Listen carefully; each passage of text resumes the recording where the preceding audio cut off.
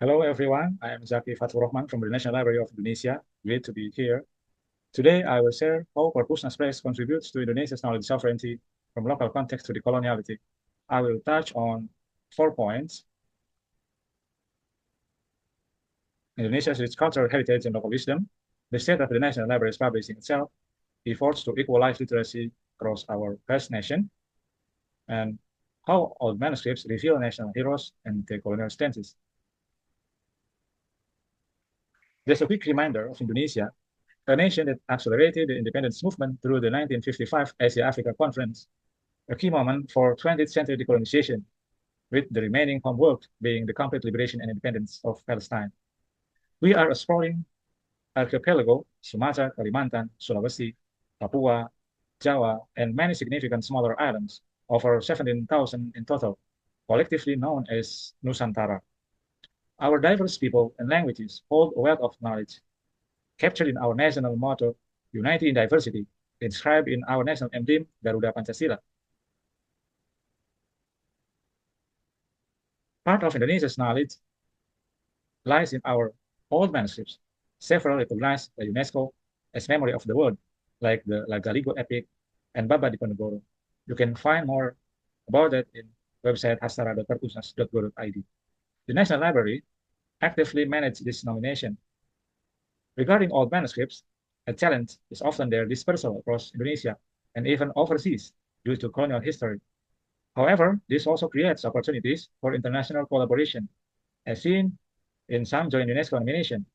Interestingly, online catalog data shows manuscript searches are the second most popular user activity in our OPAC, online public access catalog, highlighting the strong interest in their future development. The National Library is headquartered in 2 renovated colonial-era buildings in Jakarta, and we also have the proclamator libraries honoring our founding fathers. Officially established in 1980, the idea of the National Library actually predates our independence. In the 1930s, forming a proto-national library was part of the decolonization movement. We are often called now as Perpusnas, abbreviated from Perpustakaan Nasional, or National Library, which is also became our domain name, perpusnas.go.id. Perpusnas Press itself is the National Library's publishing arm, publishing internal work for years, rebranded and repositioned in 2019 for a more inclusive manuscript acquisition approach. It now welcomes submission from the public via publishing.perpusnas.go.id.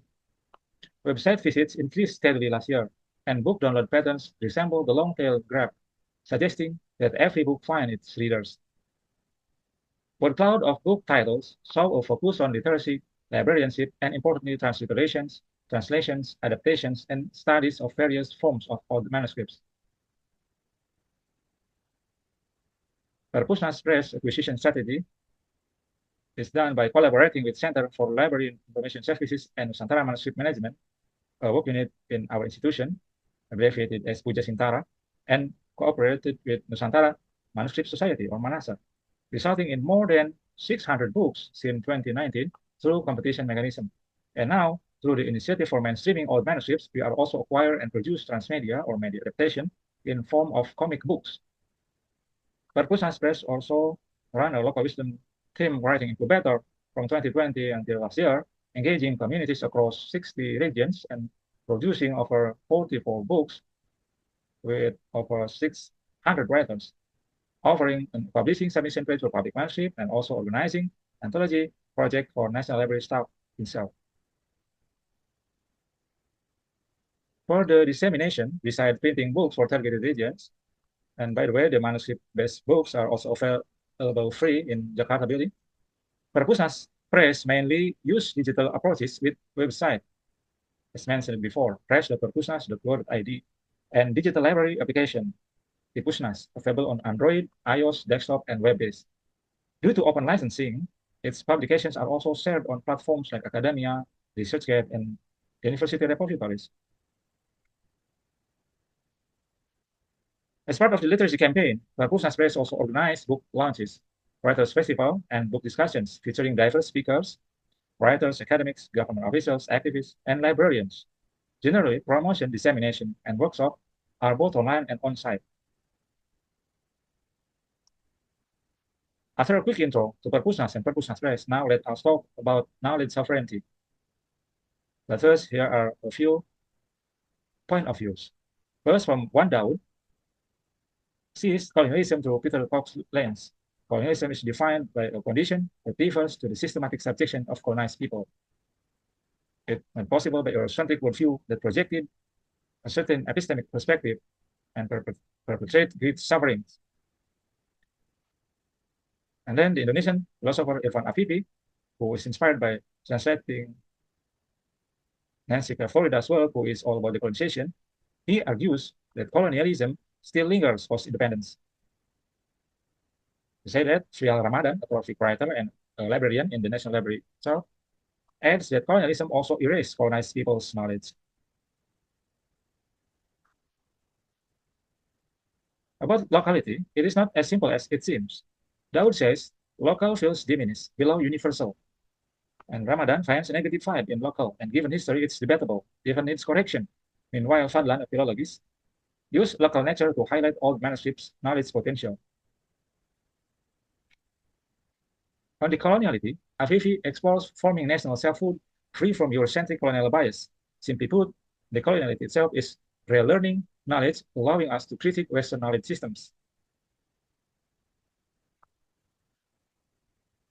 Speaking of knowledge systems, it is interesting how the Nusantara community thought about this early on. As seen in the book titled The Oldest Non-Malay Manuscripts, it explains the epistemology taught in the Malay archipelago Muslim community. The manuscript dates back to 1590 in Arabic script and Malay language. There is a statement, the means of obtaining knowledge for the creatures are three. First, the five senses, panca indera in bahasa. Second, true report. And third, reason.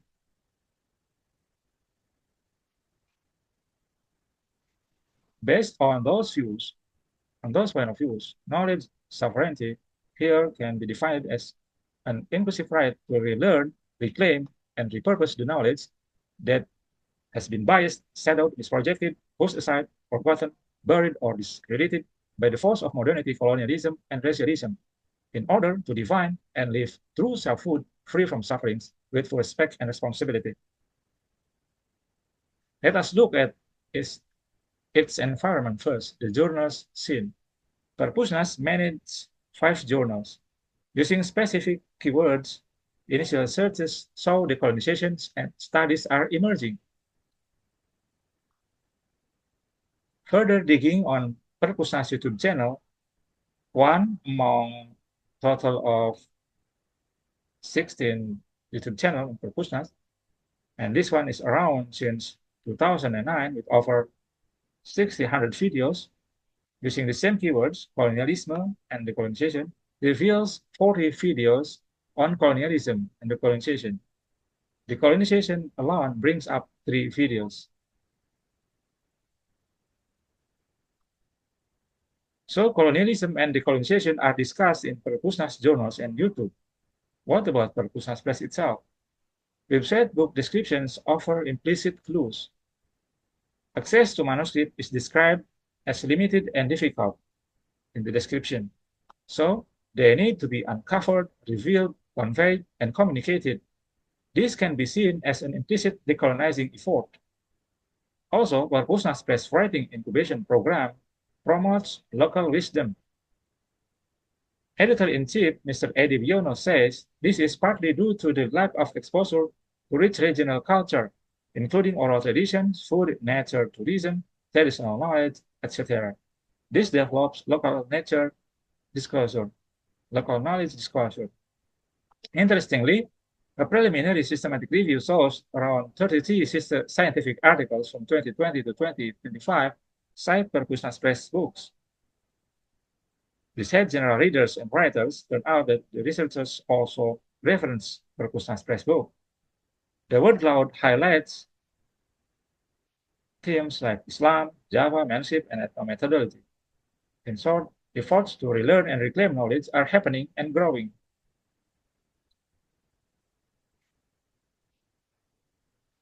Now looking at colonial entities, Perpusnas Press books record Nusantara people's interactions or attitudes toward colonizers, from Portuguese, British, Dutch, and even Japanese. Even Napoleon Bonaparte appears in old manuscripts. Anthology projects like Pemikiran Bung Hatta also document interaction with Japanese colonizers. We say that Perpusnas Press also published books that note the role of Arab and Chinese communities, often distinguished and segregated from indigenous people during colonial times. Regarding representation and equity, Perpusnas Press books represent various islands through manuscripts, transliterations, and books written by young writers from the incubation program. There are books from Sumatra, Kalimantan, Papua, Maluku, Sulawesi, and Java and other islands. And there are containing both local culture or local knowledge. Now, on using old manuscripts to grasp national heroes, anti-colonial state spirits, anti-colonial stance, the real stories of Syekh Yusuf and Untung Surapati are also there. Samsudin Arif's research saw that study about the Syekh Yusuf fills gaps in studies about the Malay Islamic world's intellectual life between the 13th and 19th centuries. Syekh Yusuf, a Makassar scholar and Sufi warrior, resisted the Dutch, was captured and exiled to Ceylon and later to South Africa. Perpusnas Press has at least 5 publications about him, from transliterations to studies of his chronicle, which later in modern era, Syekh Yusuf inspired Nelson Mandela's anti-apartheid struggle. If Mandela found inspiration in modern times, Syekh Yusuf contemporary, Untung Surapati, is featured in these 3 different books. Initially, Untung Surapati is a Dutch slave, then he turned against them, leading resistance until his death at the hands of the colonizers.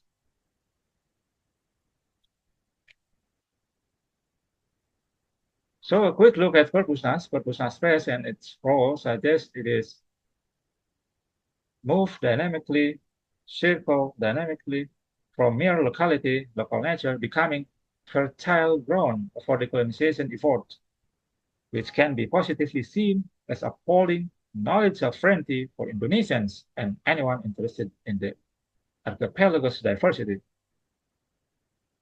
Perpusnas Press is proven to facilitating writers, providing publication platform and digital access, providing resources for further studies and research, building collaboration and synergy, conducting, showcasing cultural richness of Indonesia, preserving heritage for the future, and enabling the colonization discourse. Now, finishing my presentation, let us return to the Garuda Pancasila, the Bhinneka Tunggal Ika that echoes the Sutta Soma scripture, a legacy of Hindu-Buddhist kingdoms, just one teaser among our old manuscripts. Meanwhile, the graphic symbols of Garuda Pancasila itself represent the concept of Pancasila, our state philosophy, contain key terms like adil, justice, adab, and hikmah, wisdom. All these key terms are rooted in the archipelago's Islamic heritage, which also gives us many manuscripts. So not only is our diversity important, but so is our unity. I believe if a diverse Indonesia can peacefully coexist and even unite despite challenges, perhaps this richly diverse world can also achieve something similar. Thank you very much.